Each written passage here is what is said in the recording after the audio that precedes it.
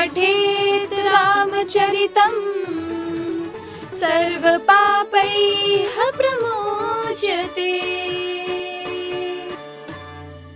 नमस्कार, जय श्री राम। मैं हूँ अश्लेषा और मैं हूँ सृष्टि। हम आपके लिए लाए हैं एक विशेष कार्यक्रम जिसमें हम बात करेंगे श्रीमद् वाल्मीकि रामायण के अनसुने प्रसंगों पर। हमारे साथ हैं श्रीमद् वाल्मीकि रामायण के विद्वान आर्य पंडित राघवेंद्र तिवारी जी। भगवान राम की कथा तो एक ही है, लेकिन भारत में कई प्रकार के रामायण देखी और सुनी जाती है। श्री राम भगवान थे या महापुरुष? क्या वास्तव में रावण के 10 सिर और 20 हाथ थे? लोगों से कैसे बात करते थे श्री राम? कौन थे राक्षस और वे कैसे दिखते थे? हम जानेंगे श्री राम के राजनीतिक विचारों के बारे में। क्या वास्तव में राम सेतु के पत्थर तैरते थे? इन सारे प्रश्नों को सुलझाने के लिए हम लेकर आ रहे हैं श्रीमद् वाल्मीकि रामायण के अनसुने रहस्य। इस विशेष कार्यक्रम को देखने के लिए जुड़े रहिए शंखनाद न्यूज के साथ।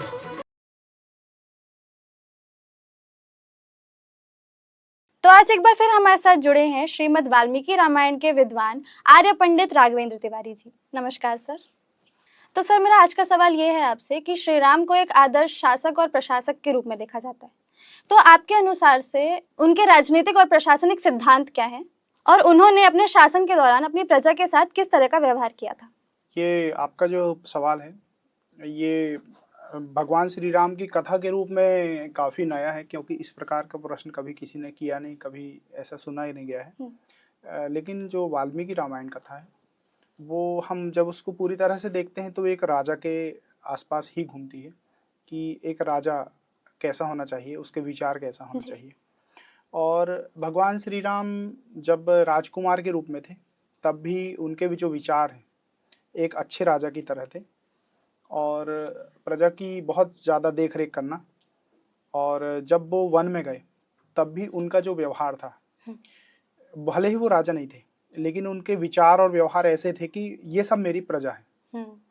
चाहे वानर हों, चाहे जहाँ पर वो शबरी से मिलने के लिए गए तब भी उन्होंने ऐसे व्यवहार किया कि मैं तुम लोगों का रक्षक हूँ। और ऋषि मुनियों के पास भी गए तब भी वो इस प्रकार का उनका बर्ताव था कि मैं सब तुम्हारा रक्षक हूँ, अब मैं हूं ना, अब तुम लोग घबराओ मत। तो एक तो व्यवहार हो गया, और उनके जो विचार हैं वो बीच बीच में कहीं कहीं जानने के लिए मिलते हैं। परंतु एक ऐसा प्रसंग आया कि जहां भगवान श्री राम ने कुछ बातें स्पष्ट रूप से कही। तो वो कहाँ कहीं कि उन्होंने कहीं प्रवचन तो नहीं दिया, भाषण नहीं दिया, लेकिन राजा भरत से, एक समय भरत भी राजा थे जी, तो उन्होंने उनसे कुछ बातें कही। वो बड़ी उल्लेखनीय बातें हैं जो सभी को सुननी चाहिए। कुछ कठोर बातें हैं, लेकिन बातें कठोर हैं पर है वो विचार भगवान श्री राम के, सुनने योग्य हैं। तो मैं आपको उस विषय को थोड़ा सा यहाँ प्रस्तुत करता हूँ। वो ऐसा हुआ कि राजा भरत, यानी राजा भरत कब थे कि भगवान श्री राम वन को चले गए। राम, लक्ष्मण और देवी जानकी ये वन में चले गए और चित्रकूट में जाकर ये निवास करने लगे। इस समय भरत और शत्रुघ्न अपने मामा के घर से वापस लौट के आए, और जब वो राज्य में पहुंचे अयोध्या में तो दशरथ की मृत्यु हो चुकी थी। दशरथ की मृत्यु के पश्चात उनका अंतिम संस्कार करने के बाद ऋषियों ने कहा, और उनकी जो माँ थी कैकेयी की, बेटा राजा बन जाओ तुम। तो उन्होंने कहा कि मैं राजा नहीं बनूंगा, वो तो मेरे बड़े भाई हैं, वो ये उनका ही अधिकार था। तो सारी तैयारियां करके वो लोग उन्हें ढूंढने के लिए चले गए, पूरी सेना लेकर के। राजा भरत, वो राजा भरत नहीं थे लेकिन उस समय प्रभारी राजा की तरह राजा ही थे समझ लो। क्योंकि कोई था नहीं राज्य का उत्तराधिकारी। तो वो पूरी की पूरी सेना लेकर के चले गए चित्रकूट की ओर। तो जब वो वहां पर पहुंचे तो भगवान श्री राम ने ऐसा समझा कि वर्तमान में राजा यही है, क्योंकि जब राम चले गए तो राम को ये भी नहीं पता है कि मेरे पिताजी का देहांत हो चुका है, और उनको यही पता था कि ये जो आया है भरत, ये राजा है वर्तमान में। लेकिन यहाँ पर दुविधा ये थी कि श्री राम के मन में एक बड़ी चिंता थी कि भरत ने आज तक शासन किया नहीं है, और राज्य की राजनीति, राज्य के सिद्धांत कौन कौन से प्रिकॉशंस रखना पड़ता है, किसके साथ कैसा व्यवहार करना है, ये सब भरत को आता नहीं है। तो पता नहीं उस नगरी का क्या हो रहा होगा अभी, कैसे शासन चल रहा है, कैसे प्रशासन चल रहा है। तो वो मन में ऐसा विचार करते थे, लेकिन मन में एक तीज भी थी कि अब तो मैं बाहर आ ही गया हूँ, अब तो मुझे कुछ करना नहीं, मुझे तपस्या करना है। लेकिन जब उन्होंने भरत जी को वहां देखा, चित्रकूट में आए हैं, तो उन्होंने चिंतित होने के कारण भरत जी से पूछा कि देखिए अब मैं यहाँ से श्लोक के अनुसार उत्तर देता हूँ, क्योंकि जो वाल्मीकि रामायण कथा वो पूरी श्लोकों पे लिखी गई है और उन श्लोकों में से एक एक मैं उल्लेख करता हूँ। तो भगवान श्री राम कहते हैं भरत जी से, जो कि सभी शासन प्रशासन और जो जो लोग भी भगवान श्री राम को मानते हैं वो मेरी इस बात को अच्छे से सुने। वो सब चीजें इसको वाल्मीकि रामायण में देख सकते हैं, पर मैं अब यहाँ बताता हूँ। तो श्लोक इस प्रकार है, वो कहते हैं, श्री राम संबोधित करते हैं भरत को जी। भरत सुनो, कच्चिन निद्रावशम नयसी कच्चित काले प्रबुध्यसे कच्चित अपरात्रेषु चिंतयस्यर्थ नैपुणम्। ये श्लोक है। अब इसका अर्थ यह है, भगवान राम कहते हैं भरत से, भरत कच्चिन निद्रावशम नयसी, भरत तुम कहीं निद्रा के वश में तो नहीं रहते हो, यानी तुम ज्यादा सोते तो नहीं हो। कच्चिन निद्रावशम नयसी कच्चित काले प्रबुध्यसे, और तुम समय पर सोकर उठते हो कि नहीं उठते हो। कच्चित अपरात्रेषु, और कहीं तुम रात के अंतिम पहर में उठ करके चिंतयस्य अर्थ नैपुणम, अर्थ नैपुणम, यहाँ दो शब्द हैं, अर्थ और निपुणता। अर्थ मतलब होता है राजनीति और प्रशासन आदि, यानी हमारे जो रोज के वर्क हैं। हाँ। जैसे हमारे लिए अर्थ का मतलब है कि मेरा नौकरी में आना, ऑफिस में दिन भर काम करना, और जो जो जरूरी कागज है, जैसे एनी पर्सन कोई भी है, चाहे कर्मचारी हो चाहे राजनेता है, या तो उसके जिसके भी काम है। तो एक राजा का क्या काम है, उसका काम है अर्थ नैपुणम, यानी अर्थ की चिंता करना। हमारे यहाँ एक ग्रंथ है ना, अर्थशास्त्र। हाँ। तो सामान्य तौर पे जब हम अर्थ की बात करते हैं तो अर्थ मतलब आर्थिक, यानी फाइनेंशियल। लेकिन अर्थ का मतलब सिर्फ फाइनेंशियल नहीं है, अर्थ का मतलब है फाइनेंस भी है और पॉलिटिक्स, जितना भी प्रशासन, यानी पूरा का पूरा जो मैनेजमेंट है। हाँ। तो नैपुणम मतलब उसकी अधिक से अधिक प्रगति, कि उसमें अधिक से अधिक परफेक्शन कैसे लाएं। एक राजा का कर्तव्य है कि वो हमेशा रोज सोचे। तो श्रीमद् वाल्मीकि रामायण में भगवान राम कहते हैं, कच्चित अपरा, फिर से बोलता हूँ, कच्चिन निद्रावशम नयसी कच्चित काले प्रबुध्यसे, यानी तुम नींद के बस में तो नहीं रहते हो ज्यादा। कि राजा के लिए हमारे शास्त्रों में कहा गया कि उसको सोना नहीं है, विशेष रूप से रात में सोने का, दिन में सोना नहीं है। राजा के लिए दिन में सोना पाप है। अच्छा। उसके लिए मना है शास्त्रों में। और कच्चित काले प्रबुध्यसे, और तुम समय पर सोकर उठते हो कि नहीं, ऐसा तो नहीं कि तुम नींद के बस में और खूब सो रहे 8-9 बजे दिन तक। कच्चित अपरात्रेषु, अपरात्रेषु मतलब रात का जो अंतिम प्रहर होता है, ब्रह्म मुहूर्त। हाँ। चिंतयस्य अर्थ नैपुणम, तुम ब्रह्म मुहूर्त में जाग करके अपने शासन प्रशासन की अच्छी प्रगति और निपुणता के बारे में सोचते हो कि नहीं सोचते हो। तो भगवान राम ने चिंतित होते हुए भरत से सबसे पहले यही पूछा कि भरत, राजा का पहला कर्तव्य है कि वो जल्दी से सो के उठ जाए प्रातःकाल, और अपने देश के बारे में, अपने राज्य शासन के बारे में सोचे। तो ये पहला। फिर आगे कहते हैं, कच्चिन्न लोकायतिकान ब्राह्मणांस्तात सेवसे अनर्थ कुशला हियेते बाला पंडित मानिनः।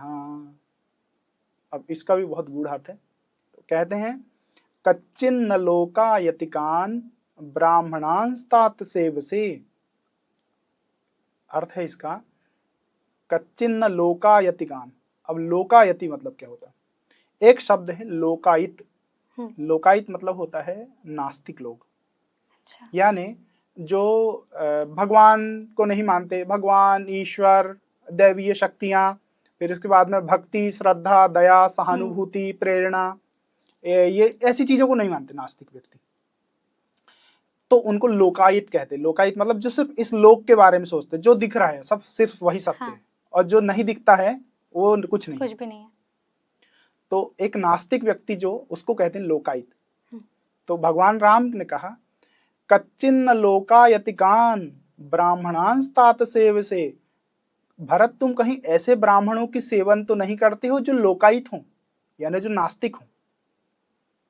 कहीं तुमने अपने राज्य में ऐसे लोगों को सलाहकार बना के तो नहीं रखा, ऐसे ब्राह्मणों को कि जो नास्तिक हो। यहाँ ब्राह्मण का अर्थ उस समय के हिसाब से, क्योंकि उस समय में भगवान राम के समय ब्राह्मण ही राज्य के सलाहकार होते थे, लेकिन वर्तमान में हम देखें तो कोई भी बुद्धिजीवी व्यक्ति जो प्रशासन का सलाहकार है। हाँ। तो भगवान राम कहते हैं कि भरत तुमने किसी ऐसे लोगों को, अपने ऐसे बुद्धिजीवियों को तो अपने राज्य में सलाहकार बनाकर नहीं रखा है जो नास्तिक हों, जो लोकायत हों।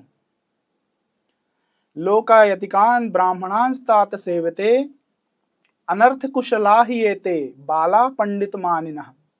तो ये जो लोग रहते हैं ना, यदि उच्च पद पर तुमने सलाहकार बनाकर किसी नास्तिक लोगों, बुद्धिजीवियों को बिठाला, ऐसे बुद्धिजीवी जो नास्तिक हैं उनको यदि तुमने राज्य में के बड़े पद पर बिठाला अपने सलाहकार बनाकर, तो ये जो लोग होते हैं अनर्थ कुशला ही एते, ये जो लोग हैं अनर्थ लाने में बड़े कुशल हैं, यानी ये सब उल्टा सीधा काम करेंगे। तुमको ऐसी ऐसी सलाह देंगे, ऐसे डिसीजंस लेने के लिए मजबूर कर देंगे तुमको कि जो पूरा राज्य को बर्बाद कर देगा, अनष्ट करने वाले लोग हैं। तो भरत को उन्होंने कहा कि भरत तुमने कहीं ऐसे लोगों को शासन में सलाहकार तो नहीं बनाया जो नास्तिक ब्राह्मण हो, यानी जो नास्तिक बुद्धिजीवी हों। क्योंकि ये ऐसे लोग जो होते हैं पूरे अनर्थ लाने वाले। फिर आगे कहते हैं भगवान, धर्मशास्त्रेषु मुख्येषु विद्यमानेषु दुर्बुधा बुद्धिम आन्वीक्षिकीं प्राप्य निरर्थम प्रवदन्ति ते। इसी बात को उन्होंने आगे बढ़ाया और फिर कहते हैं कि पहले तो कहा कि ऐसे बुद्धिजीवियों को तुमने रखा तो नहीं ऊपर, फिर क्यों बोलते हैं, फिर कारण बताते हैं श्री राम कि ऐसे जो लोग हैं धर्मशास्त्रेषु मुख्येषु विद्यमानेषु दुर्बुधा, ये जो लोग हैं ना ये बड़े दुर्बुद्धि होते हैं। क्यों? क्योंकि ये विद्यमान, धर्मशास्त्रेषु विद्यमानेषु, धर्मशास्त्रेषु यानी ऐसे धर्मशास्त्र जो विद्यमान हैं परंतु उनको ये कभी पढ़ते नहीं।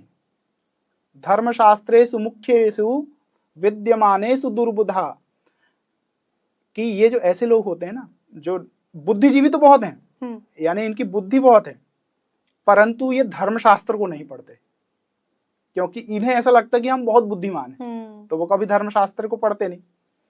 तो ऐसे लोग जो हैं धर्मशास्त्रेषु मुख्येषु विद्यमानेषु दुर्बुधा बुद्धिम आन्वीक्षिकीं प्राप्य। अब यहाँ शब्द है आन्वीक्षिकीं प्राप्य।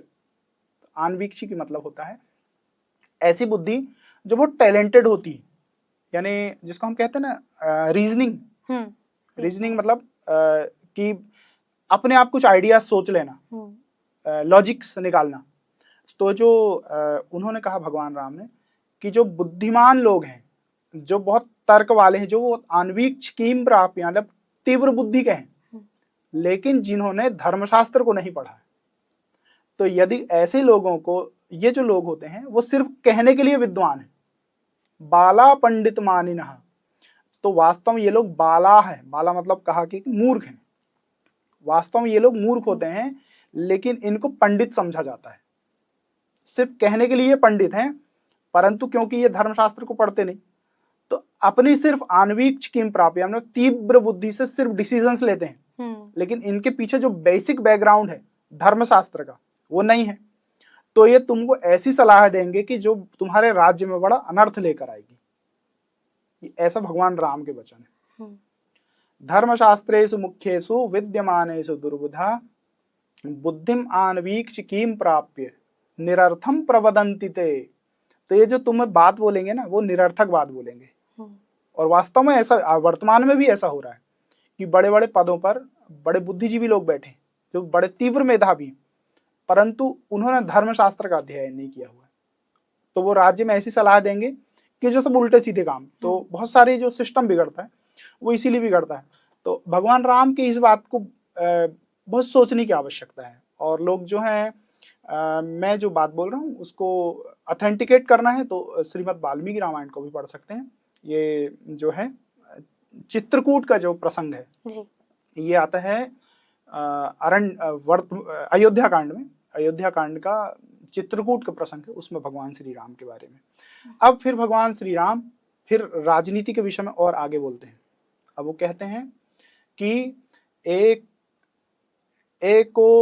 एको अनाप्यो मेधावी शूरो वो कहते अमात्य, एको मात्यो मेधावी शूरो दक्षो विचक्षणः राजानं राजपुत्रं वा प्रापयेन् महतीं श्रियम्।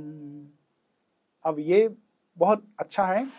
अब वो कहते हैं भगवान राम कि भरत, तुम्हारे राज्य में एको मात्यो मेधावी, इसमें इस शब्द का अर्थ है एकः और अमात्य। अमात्य मतलब मंत्री, मंत्री। पहले अमात्य का अर्थ होता था मंत्री।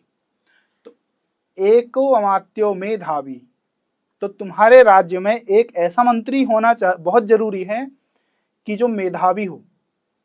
एको मात्यो मेधावी, एक तुम्हारे पास एक ऐसा मंत्री जरूर रखना कि जो मेधावी हो, और शूरो दक्षो विचक्षणः, जो शूर हो यानी जो साहसी हो। शूरो दक्षो, दक्षो मतलब निपुण, जो बहुत स्किल्ड हो। विचक्षणः, विचक्षणः मतलब विजनरी, जो बड़ी लंबी सोच रखता हो, योजनाएं अच्छी बना सके। एको मात्यो मेधावी शूरो दक्षो विचक्षणः राजानं राजपुत्रं वा प्रापयेन् महतीं श्रियम्। तो ऐसा यदि तुम्हारे पास कोई मंत्री हो गया कि जो बड़ा हिम्मत वाला है, जो साहसी है, और जो दक्ष है, स्किल्ड है, यानी जो अनुभवी हो, जिसको सब चीजें आती हो, उद्योग व्यापार के बारे में भली भांति जानता हो, फाइनेंशियल चीजें जानता हो, प्लान्स अच्छे बनाता हो, तो ऐसा कोई एक मंत्री तुम्हारे पास हो गया तो 10 मंत्री भी मूर्ख रहे तुम्हारी सभा में, और एक ही अच्छा मंत्री हो गया तुम्हारे पास मेधावी, तो तुम्हारा, तो कहते हैं राजानम राजपुत्रम वा प्रापयेन महतीम श्रियम। तो राजा और राजपुत्र को प्रापयेत महतीम श्रियम, यानी प्राप्त करा देता है। क्या कराता है? महतीम श्रियम।